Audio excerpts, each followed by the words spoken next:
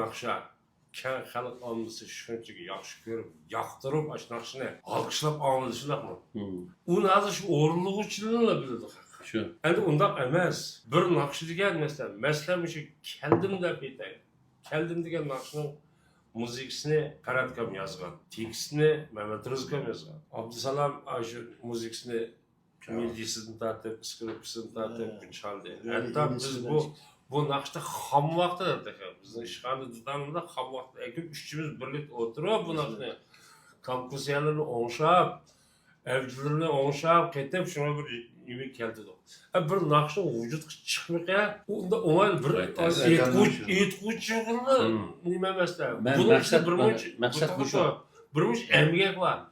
Tekst yozuvchi, ham shu o'qib tomoshabin ko'rguvchilar, muzikasini yozuvchisi.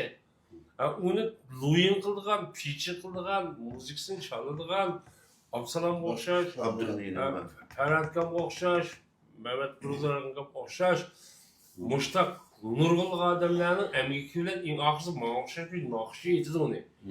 Aytib chiqib ekranga chiqadi. Endi bu ekranga hammadan bu so'rab ochiqib bo'lmaydi. Balkim ekran chiqqancha ostiga yozdi ekan. Ostiga uni so'raydi deb qoldi. Ha, tekst kimdan, muzikasi kimdan o deb ayni yozib qo'ydi. Endi bu keng tomoshabinlar tarixda bu naqsh emas, hamma naqshini, shu ilgisini, to'liq surishini qilmay aytquchi qilib biz o'rinlagan naqshni men qatorliq nurg'ulg'an naqshlar bor. Musha o'rinlagan naqshlar hammani Qaratkam o'xshash, Mehmet Rızkam o'xshash, Abdusalom o'xshash. Hatto shuni ekranga doyarlik qilib, suratga ilib, denkchani zalma Mehmet Ömer Samkov bilan ozg'ini kam 40 yil bo'ldi demak. 85 dan bo'lganmiz 39 40 yil bo'ldi jilisa. Mush 40 yildan talay naqshlarimizni siz shu nimaga ag'an Qur'oniyatda bo'ladi, Ro'ziyatda bo'ladi, yangiliklar nurg'un programmalarga taqdi bizni tunutdingiz. Shuna o'xshash mush bir naqshni to'ksa, bor mush o'tag'ini hammasiga munosabatga. Mana Nijat rejissyorlik qilsa, siz denchda tutun suratga oladigan, taqdigan qag'amish akalarimiz, hammasi akalarimiz mush to'ksalar bir naqsh vujudga chiqadi. U herkes o'rinlig'uvchilikni to'ksa emas. Shuni bu shu keng tordoshlar, to'xtab bu naqsh kimdan, kim yozgan bilsa deyman. Shu. Yaxshi gap bo'ldi. Bundan keyin hamda tordoshlar bizning mushqidimqi suhbatimizningki eng oxirgi maqsadimiz shu birsi shunday ijodkorlarimizga rahmat aytish. Ikkinchidan ilgisini bilishimiz kerak. Balkim biz bundan keyin taratqilar taqib qolsak biz mu diqqat qilaylik. So'zi kimning, kimning.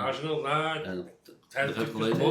Lekin cho'qim sal qaralsa bo'lmaydi shu.